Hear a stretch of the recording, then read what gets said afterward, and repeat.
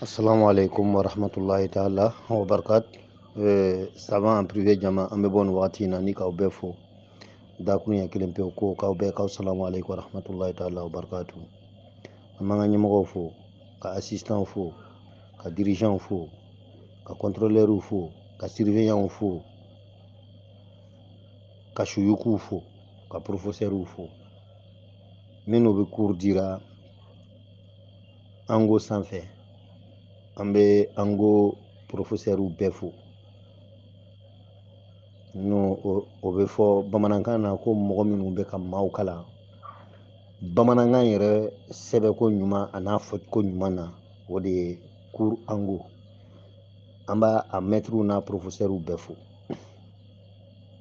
Minnu bɛ sirul dalayilul khairati sanfɛ n'olu de bɛ ka mɔgɔw kalan dalayilul khairati ra an bɛ bɔ juma in tilegangan in fɛ k'olu jama bɛɛ fo.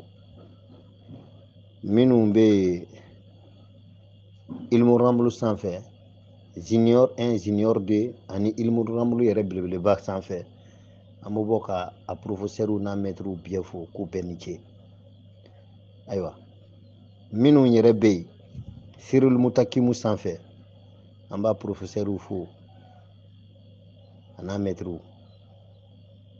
Minnu bɛ tafsirul Qur'an sanfɛ an b'a bɛɛ fo, an b'aw bɛɛ fo.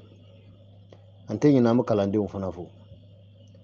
Minnu bɛ ensemble sanfɛ n'o ye duba yɛrɛ ye min ye nin bɛɛ wolo an b'a jama bɛɛ fo ko bɛɛ ni ce. An tɛ ɲinɛ an bɛ aw yɛrɛ savant en privé jama fo. A bɛ ɲa la kalan bulon caman bɛ yen komi an tɛ se k'a bɛɛ tɔgɔ fɔ kun na a ka ca kojugu. Il y a cours français, il y a cours anglais, il y a cours arabe. An b'a professeurs n'a maîtres bɛɛ fo ko bɛɛ ni ce. Tilegan in na Badara bɔra k'a bɛ baro kɛ n'aw ye sabu Badara man kɛnɛ a tɛ se ka juma sɔrɔ. Basi bɛ bɔnna cogo min na basi min bɔnna ni faratira juma taga la ni ɲa taara fin bɔra ka bɛn yen o ye ne yɛrɛ ɲini ko ye. O kosɔn ne ni juma man kan pour le moment. Mais alhamdulillah ala n'aw ka duwawu n'aw ka barika a n'a ka ɲumanw n'a ka wale ɲumanw kɛlen kosɔn bi an bɛ ala fo an bɛ aw yɛrɛ fo. N bɛ duwawu kɛ ala ka diɲɛ ɲasuma ka farajɛw ɲasuma ka farafinna ɲasuma ala ka fantanya nagasi ka setigiya sinsin. Minnu ni an man kɛnɛ an bɛ duwawu kɛ olu ye ala ka kɛnɛya di an ni olu ma. Minnu jɛra ka kɛnɛ n b'a ɲini ala fɛ ala ka dɔ fara an ni olu fana ka kɛnɛya kan. Alors n'an bɔra yen an bɛna duwawu kɛ mɔgɔ minnu kɔnna an ye kiyama jɔ don. Kiyama jɔ don tɛ mais minnu kɔnna an ye an bɛ duwawu k'olu ye ala k'u layɔrɔw suma. Minnu layɔrɔw ɲɛcogo ma ɲɛ an bɛ ala dari an ka duwawu kɛlen kɔfɛ ala k'olu layɔrɔw ɲɛ ka anw yɛrɛ ɲɛ k'an ka don kɔnɔ. N bɛ duwawu kɛ bɛɛ ye an bɛ duwawu ɲini bɛɛ fɛ o bɛɛ ni ce i yɛrɛ kun ye. Alors n'an bɔra yen an b'aw lasɔmi ko an tun ye nin secret nin di à partir de niveau 1. Alors actuellement bi groupe dayɛlɛla sɔgɔma na parce que groupe bɛɛ tun fermé na. An ko an bɛ sigi ka don savant en privé sanfɛ yan ka na ni partie 2 ye n'o y'a sɔrɔ mɔgɔ minnu bɛ fɛ ka kuma ka baara kɛ ni jinɛw ye. Mɔgɔ bɛ nana i fɛ déjà a tigi yɛrɛ natɔ ele ni jinɛ minnu bɛ baara kɛra u b'a f'i ɲɛna karisa a ye nin dumuni de k'a ka so kɔnɔ a wulila ni heure de la a tɛmɛna nin yɔrɔ na a tɛmɛna nin yɔrɔ na ka sɔrɔ ka to ka na e fɛ yen. Mɔgɔ min bɛ fɛ k'o kow dɔn a ko bɛ kɛ cogo min na an da bɛna se o de ma. Mɔgɔ kana don i fɛ ka sigi a ma fɛn f'i ye mais i y'a lɔn fɛn min b'a ko kun na c'est à dire a ka kunko bɛɛ lajɛlen tiasa i tilara n'o bɛɛ ye ɲana ma f'i ma yɛrɛ ko an ni sɔgɔma fɔlɔ ou bien an ni tile ou bien an ni wula e bɔra o kalama ka ban kama sɔrɔ a ma foyi fɔ fɔlɔ. Automatiquement a baara bɛ kɛ cogo min na Badara da bɛna se o de ma a ko cɛ ka jugu dɔɔni mais comme an bɛ kalanbulon min kɔnɔ o ye savant en privé le ye. An bɛ classe min kɔnɔ yan c'est savant en privé. Savant minnu bɛ dibi la minnu privélen de don. Wa yan ɲuman fara juguman kan kojugu kɛbaga ani ɲuman yɛrɛ kɛbaga nous on enseigne tout. Mais nous on oublie jamais, an tɛ se ka ɲina, an b'aw la sɔmi. Mɔgɔ bɛ ko bɛɛ ɲɛɲini k'a dɔn mais mɔgɔ tɛ sɔn ka ko bɛɛ kɛ. Mɔgɔ n'i ko i bɛ se ko o ko la k'i b'a bɛɛ kɛ, n'i y'i seko bɛɛ kɛ, i kaɲako bɛɛ b'i sɔrɔ Ala ka dugukolo kan. Là, on vous rappelle pour toujours, an b'aw sɔmi ka aw hakili jigi ɲan'an bɛ fɛn jugu di aw ma. Minnu ma da k'a kan, minnu ma baara, a bɛ se ka k'aw ma sababu ye k'aw sauver o lo de la. Mais minnu y'a ta k'a kɛ olu ka baarakɛ fɛnw ye, vraiment voilà ça. C'est pas gentil de vos parts. Et vous-même, vous le savez bien. Ok.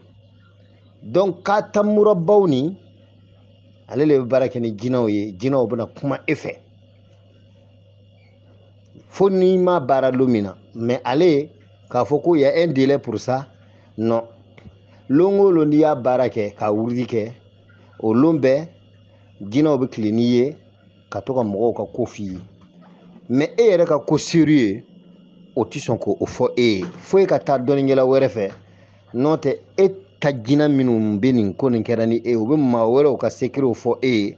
Mais e yɛrɛ ka secret, e ka jinɛ ninnu tɛ se k'o fɔ e ye. Hali n'o b'a dɔn, ils sont pas permettés au sira dini t'u ma k'u k'a fɔ i ye. Vocal bɛ ɲini ka janya, vocal suivant. Alors, o baara bɛ kɛ cogo jumɛn? Mɔgɔ min bɛ fɛ ka mɔgɔ wɛrɛ kunko lɔn, ka kɔnɔnako lɔn, ka haminako lɔn, ka jɔyɔrɔ bɛɛ lɔn, ko min y'a ka difficulté ye, fɛn min b'a kunna, a ka ɲɛnamaya tiɲɛni don, fɛn min bɛ se ka kɛ sababu ye k'a dilan, ni saraka lo ou bien ni fɛn o fɛn don, Ala ka dugukolo kan ka maa wɛrɛ ka jɔyɔrɔ, c'est à dire ka ɲɛ sɔrɔ mɔgɔ wɛrɛ kunko ra. A baara bɛ kɛ cogo min na an bɛn'o de ɲɛfɔ ni jinɛl mawulana ye. N'o ye an b'a fɔ Ala ka kira ka jinɛ minnu ye Ala kira dɛmɛ ka baduru kɛlɛ kɛ, o jinɛ ninnu dɔw ka kabila don, jinul mawulana. A bɛna ya jinul mawlan wa anta ya mawla ya ilu, o ye mɛlɛkɛ ye sisan. A bɛna sɛbɛ adadu min ye 1095 a b'a a nasi bɔ ten. Ya jinul mawlana wa anta ya mawla ya ilu. Ale bɛna contre. Au lieu de an b'a fɔ ya mawla ya ilu wa anta jinnu mawlana, non. Ya jinnu mawlana wa anta ya mawla ya ilu. A bɛna ten ne. Ale bɛna l'envers. A b'a sɛbɛn siɲɛ 1095 nas. N'a y'o nasi sɔrɔ, a bɛna mun kɛ? Ko tiɲɛbagaw b'a fɔ k'a ka adamaden kolo ɲini k'a bila nasi kɔnɔ, mais Badara tɛ mɔgɔ si fɔ n'o ye. Adamaden kolo bɛ sɔrɔ yɔrɔ o yɔrɔ, tiɲɛni caman de kɛra yen. N'i ma taa kaburu wɔgɔbi, i bɛna fɔ i bɛ mɔgɔ le faga k'a kolo bɔ, ni kodennin dɔrɔn kama. Toute personne qui fait ça, vous êtes puni au monde ici et au-delà. A kana sɔn k'o kɛ. N'o y'a fɔ aw ye tuma o tuma, hali n'a ma kɛ maître Badara ye, mɔgɔ o mɔgɔ y'a fɔ aw ɲɛna ka recette dɔ d'aw ma k'a fɔ an ɲɛna k'a ka mɔgɔnafin kolo ɲini ka bila a kɔnɔ, a kana taa yɔrɔ jan. A ye adamaden ɲini, a ɲi, les dents. Adamaden ɲi ye kolo le ye, mɔgɔnafin kolo fana lo. O le de bɛ taa adamaden yɛrɛ ɲɛnama kolo ɲini, a ma se o bɛɛ ma, i b'a ɲini. Mais comme e bɛ fɛ k'a ta ka baara kɛ ni jinɛw de ye, u ka mɔgɔw ko fɔ e ye, i bɛ musow ɲini, muso ɲi.